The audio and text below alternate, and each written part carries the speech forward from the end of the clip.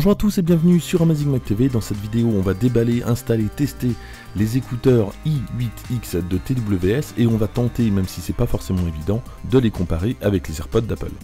Alors pourquoi c'est pas évident? Tout simplement parce que les AirPods chez Apple coûtent 179 € et là on a un boîtier complet pour une vingtaine d'euros et je tiens déjà à remercier Metin pour le prêt du matériel. On va commencer le déballage, donc on a quand même deux boîtes similaires, c'est plutôt bien imité. Du côté droit on va voir les AirPods et du côté gauche le i8X. Alors rapidement voilà à quoi ressemblent les boîtes et on va tout de suite donc déballer le i8X. Et on va retrouver, alors dans cette boîte pas grand chose comme chez Apple, on va retrouver évidemment le boîtier. Au niveau de la protection on aura un petit film, bon c'est pas très qualitatif. Et on va devoir aller chercher le câble d'alimentation pour recharger les écouteurs à l'intérieur. Et on va également trouver une notice qui est en anglais et en chinois. Voilà donc à quoi ça ressemble, c'est vraiment une copie de l'AirPod, en moins bien fini mais en tout cas ça y ressemble. On va retrouver un bouton pour charger les deux écouteurs et à l'arrière on va retrouver le port d'alimentation. Côté poids, alors on a au niveau du boîtier, donc ça c'est l'AirPod, on a un boîtier qui fait 46 grammes et le i8X, le boîtier du i8X, lui ne fait plus que 38 grammes. Maintenant côté du poids des écouteurs, pour l'AirPod on aura 7 grammes par écouteur et on aura 6 grammes pour l'écouteur du i8X. Alors avant de passer à l'installation et au test du i8X, juste un petit rappel, comme l'écart de prix est de quasiment 1,10, c'est un peu compliqué de comparer. L'AirPod est très bien fini, le i8X si on le voit comme ça, bah, ça passe plutôt bien. Si on rentre dans le détail, c'est un peu compliqué. Regardez si je secoue, qu'est-ce qu'on entend ?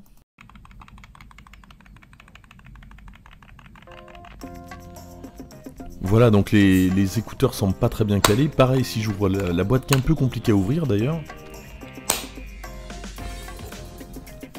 Alors qu'avec un doigt, j'arrive à ouvrir la boîte des AirPods. Ce sont des détails, mais forcément, bah, ça donne un aspect un peu moins qualitatif.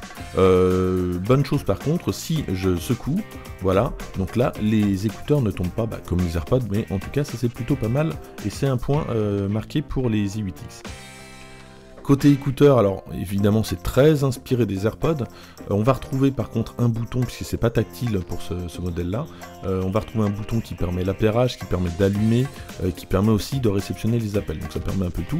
On va retrouver le micro ici. Globalement, ces écouteurs sont un peu plus gros que les AirPods et moi personnellement ça tient moins dans mon oreille. Et ça a une autre conséquence, c'est que les graves arrivent moins bien. Et comme les écouteurs sont un petit peu plus gros, ça tire un petit peu au niveau des oreilles, c'est pas très agréable au bout d'un moment. Alors ça dépend évidemment de la taille de vos oreilles. Et globalement, alors sur le son, des basses un peu moins prononcées, des aigus qui un peu se distordent lorsqu'on monte le son. Le son est un peu plus fort que sur les AirPods, mais en tout cas si le son est au maximum, ça ressemble plus à rien. Donc si vous avez envie d'écouter quand même de la musique dans de bonnes conditions, c'est pas vers ça que vous allez devoir vous diriger. Pour synchroniser les écouteurs, il suffit d'appuyer quelques secondes sur le bouton d'allumage. Vous allez être en mode détectable, voilà en bleu et en rouge, ça clignote.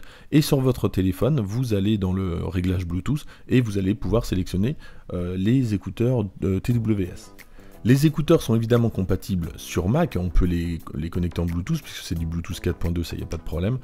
Pensez bien, lorsque vous allez faire ça, à synchroniser les deux écouteurs, puisque moi ce qui s'est passé, c'est que j'avais le son de l'iPhone sur un des écouteurs, et le son du Mac sur l'autre écouteur, c'est un petit peu bizarre, je suis pas persuadé que ça soit prévu pour. Concernant la portée, on est bon jusqu'à 10-15 mètres, après ça saccade.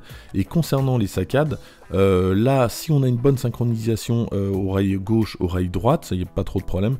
Des fois, il y a des décrochages.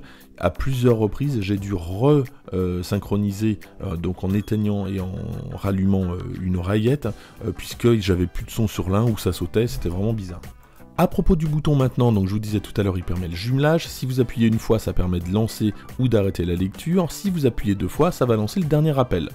Et ça va vous confirmer avec une voix en anglais dans l'oreillette que vous lancez le dernier appel. Concernant les appels, justement, la qualité sonore est pas vraiment génial, mais ça peut passer.